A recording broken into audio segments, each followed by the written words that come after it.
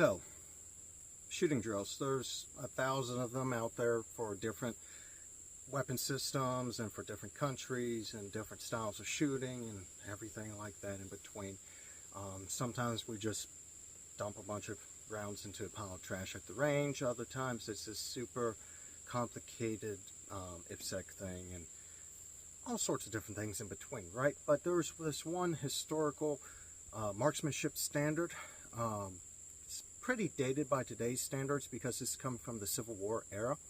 But if you are looking for something to change a pace and what have you, you know, shake things up a little bit, try something new, or just to have fun, I think this one works fairly well. So everybody knows we had North and South during the Civil War era for the United States, you know, 1860, 1865. And there was a number of inventions or new ideas that came about. Some of them have been around previously, some of them, you know, popped up as just something new. There was this fella named Hiram Berdan, and then he was given commission in the army, and he was an officer, all that. He was given instructions to raise what became the first sharpshooter regiment, because at the time we didn't really have official snipers or like official dockets for them. It was just this kind of thing of, this guy's a particularly good shot, but sniping and sharpshooting was not a standard thing. There was no groundwork laid for it to be uniform across the service, right? So Berdan comes along and he organizes the first United States Sharpshooter Regiment. They would eventually have 2 during the war and then consolidate back down to 1. But generally that is seen as the first major sniper specific docket, right, for the guys that would join this regiment. And they were primarily out of New York and Michigan and Wisconsin, the states in between and what have you.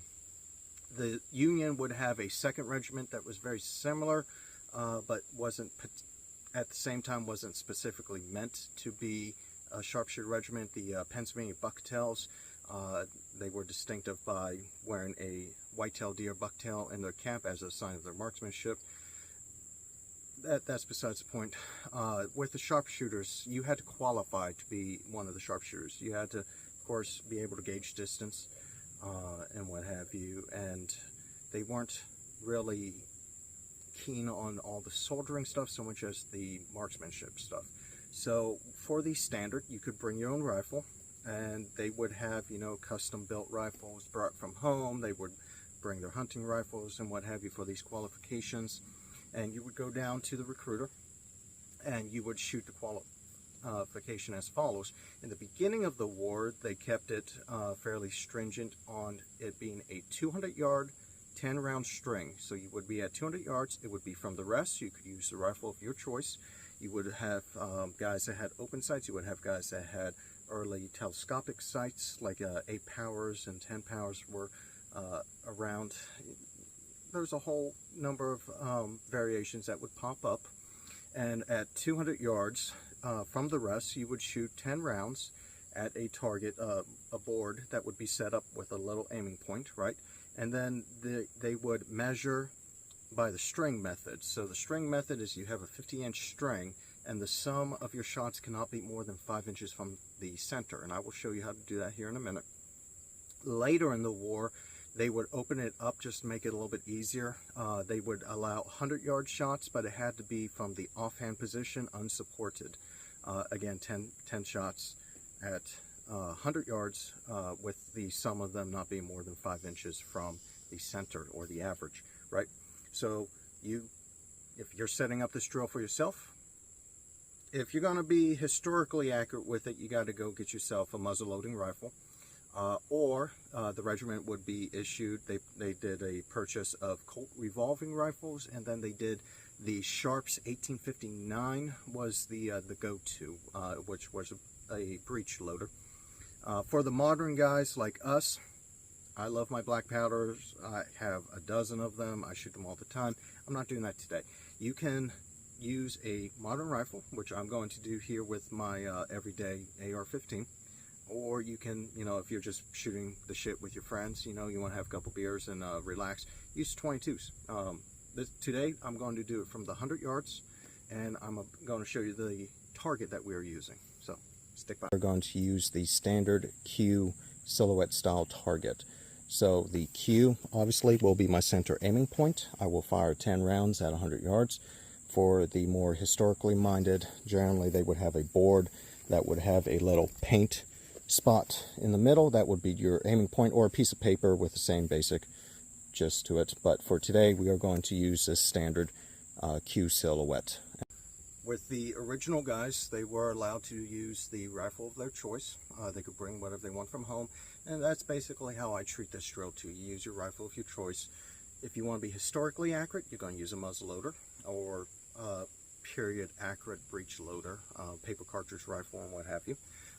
For fun, you can use a 22. This is my favorite plinking 22. It has a simple peep sight, bolt action, at 100 yards, offhand. And offhand, if you don't know what offhand is, you're just standing and you're unsupported. At 200 yards, you shoot from a rest. This is at your own pace. You can take as much time as you want lining up your shot. There's no timer or anything like that. This is just for fun. This demonstration, I will be using a Block 2 upper, and I will be shooting standard 55 grain 5.56 ammo. So 10 rounds, 100 yards offhand.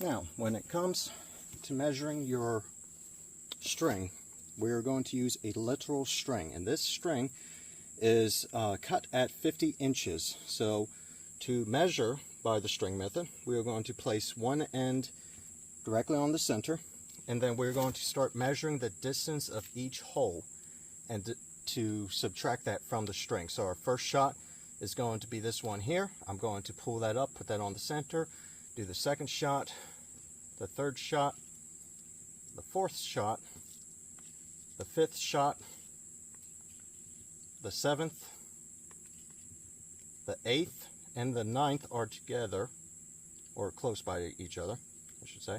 The ninth is there, and then the 10th is right there. So I have approximately that much string left out of the 50 inch string, which means that I would pass the 50 inch string standard. Yes, it is a older drill, and it wasn't being very historically accurate by using an AR-15. It will be much harder if you choose to go the historical route of using a muzzleloader or a period correct breech loader. That's up to you if you want to do that. I'm just doing it for fun and give you guys a little bit of a change of pace with something more historically minded. Even 22s, you'll find, if you particularly have an open sight 22, you'll find that your group opens up quite a bit. You think you're a hot shot with a 5 power AR-15, you get humble with an open sight 22. So all you need is your rifle. You need a target of some kind.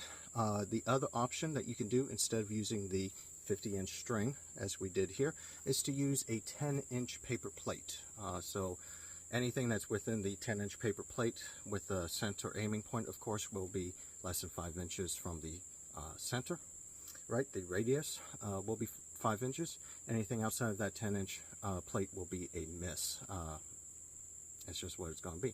So a drill like that's fun to have at the end of the day. Like say you've been out rucking with your buddies or doing some physical activities, and then you hit them with this drill at the end of the day. You can shoot it with just your rifle. You can shoot it with gear on. You can change up some of the rules and whatnot. Just have fun with your shooting. All right. So if you guys have any questions or comments, go ahead and drop them below, and see you next time.